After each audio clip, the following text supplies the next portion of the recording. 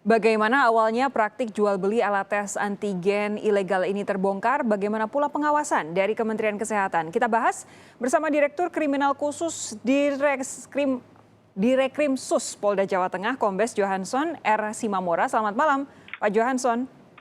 Selamat malam, Mbak Sofi. Juga ada Ibu Ade Arianti Anaya, PLT Dirjen Kefarmasian dan Alkes Kementerian Kesehatan. Bu Ade, apa kabar? Baik, Mbak Sofi. Sehat ya? Selamat malam. Pak Johansson, saya ke Anda lebih dulu. Jadi bagaimana awal indikasi ditemukannya praktik jual beli antigen ilegal ini, Pak? Ya, terima kasih Mbak Sofi. Selamat malam, pemirsa sekalian. Selamat menjalankan ibadah puasa untuk kita semua. Kronologis kejadiannya adalah pertama ada petugas dari klinik, salah satu klinik di Semarang, melaporkan ke Direktorat Krimsus bahwa ada satu masyarakat yang komplain atas hasil swab antigen yang mereka lakukan. Di mana hasilnya adalah reaktif, tetapi setelah dia melaksanakan swab hari yang sama di tempat yang lain atau klinik lain, hasilnya non-reaktif. Sehingga dipertanyakan seperti itu. Nah, kemudian petugas klinik ini menyampaikan hal tersebut, kami menelusuri jenis swab antigen itu merek apa, kemudian kami tanyakan belinya lewat siapa.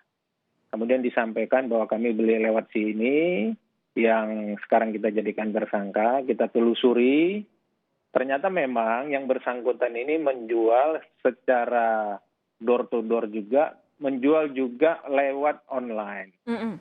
Nah, online. Kemudian kita telusuri lewat online, kita dapatkan nomor telepon yang bersangkutan.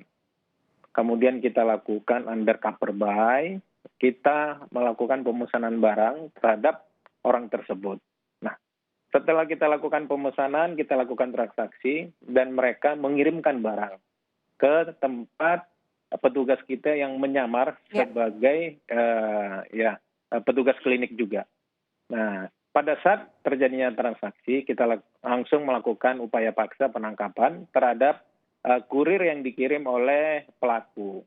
Kemudian kita mengembangkan hasil yang kita temukan, ternyata memang di seputaran wilayah Genuk ada penimbunan atau penyimpanan atau yang dijadikan tempat gudang menyimpan alat-alat rapid test swab antigen tersebut. Kemudian kita lakukan penggeledahan dan kita temukan sebanyak 245 box tes antigen ini yang mereknya Glugen yang tidak memiliki izin edar. Kemudian ada 10 box juga iPoc yang tidak memiliki izin edar. Nah, setelah kita tanya kepada klinik bagaimana sistem penjualannya, ternyata di mix.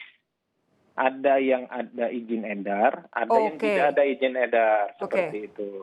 Ya. Jadi klinik taunya sekian banyak barang mungkin yang dicek oleh mereka ada izin edarnya, sementara ada di dalam edar, Mbak. Di dalam paket belum tentu, begitu ya? Pada saat penawaran awal yang disodorkan yang ada izin edar. Gitu, ya. Tapi laporan ini kapan sih, Pak? Karena yang kami tahu ini kan mereka sudah mengedarkan antigen yang ilegal ini sudah sejak Oktober, betul ya? Laporannya kapan jadi? Laporannya ke kita itu Januari. Januari. Kemudian kita dalami, kita lihat barang yang dikirim, memang kita lihat kodenya, kita koordinasi dengan Menkes yang ada di Jawa Tengah. Memang ini harus memiliki izin edar. Kita sudah koordinasi dengan LP2K, kemudian koordinasi dengan ahli yang ada di Menkes, dan mengatakan ini harus ada izin edar. Setelah itu kita bertindak melakukan seperti yang saya sampaikan tadi.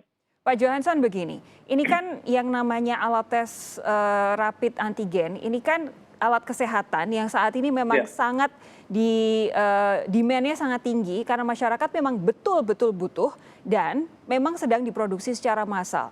Nah, kalau kemudian mereka sudah melibatkan peredaran uang hampir 3 miliar rupiah, yang ditangkap oleh kepolisian sejauh ini apakah betul sudah otaknya, sudah benar-benar yang paling yang pengedar paling tinggi begitu, otak yang paling tinggi, karena ini tidak mungkin dilakukan oleh orang yang sembarangan begitu. Ya, berdasarkan hasil pemeriksaan penyidik yang dilakukan oleh penyidik kami, Direktorat Reserse Kriminal Khusus, bahwa tersangka SPN ini merupakan sales sekaligus distributor se-Jawa Tengah. Kemudian hasil pemeriksaan yang kita lakukan bahwa yang bersangkutan mendapat atau kiriman barang dari Jakarta. Nah, ini kami lagi dalamin, Mbak, seperti itu. Oke, Bu Ade, terakhir kita bertemu beberapa waktu yang lalu. Waktu itu kita membahas soal rapid antigen bekas di Kuala Namu. Sekarang kita sudah bertemu lagi karena ada kasus soal peredaran rapid antigen yang ilegal. Saya bayangkan pasti Bu Ade antara sedih, kecewa, tapi juga marah. Lelah juga pasti, pusing juga menghadapi hal seperti ini. Tapi saya minta komentar dari Anda, dari Kementerian Kesehatan terkait kasus jual beli alat tes antigen ilegal di Semarang ini seperti apa, Bu? Ya, Mbak Sofi, betul Mbak Sofi, ini terus-terusan ketemu Mbak Sofi ya. Betul Mbak Sofi bahwa tadi Pak Johansan bilang, rapid test ini adalah alat kesehatan yang harus mempunyai izin edar dan itu tercantum di dalam Undang-Undang Kesehatan Nomor 36.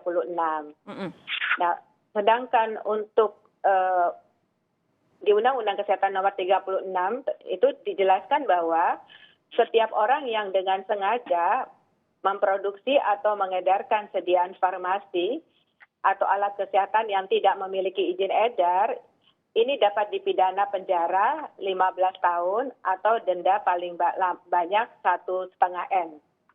Artinya perbuatan ini adalah perbuatan yang melanggar peraturan dan tentu harus ditindak dengan tegas karena tentu akan merugikan masyarakat. Sebenarnya Kementerian Kesehatan melakukan pengawasan terus-menerus secara berkala dan sebenarnya kami mungkin perlu melakukan koordinasi lagi kepada Pak Johansan karena sebenarnya merek ini sudah ada izin edarnya Pak, kalau yang ada di kami. Tetapi kemungkinan ini palsu ya, atau diimpor boleh bukan yang distributornya. Artinya kita masih perlu melakukan penyelidikan lebih lanjut ya Pak Johansan ya. Oke, apakah dari Pak Johansan sudah, ini tadi saya sudah dengar dari Pak Johansan menyatakan sudah berkoordinasi dengan Dinas Kesehatan lokal ya di Jawa Tengah ya? Betul. Dan sudah dipastikan itu memang ilegal, tidak ada izinnya? Kita memastikan bahwa alat kesehatan yang tidak memiliki izin edar tidak boleh diperdagangkan. Oke, tapi sudah ada konfirmasi itu dari Dinas Kesehatan ya?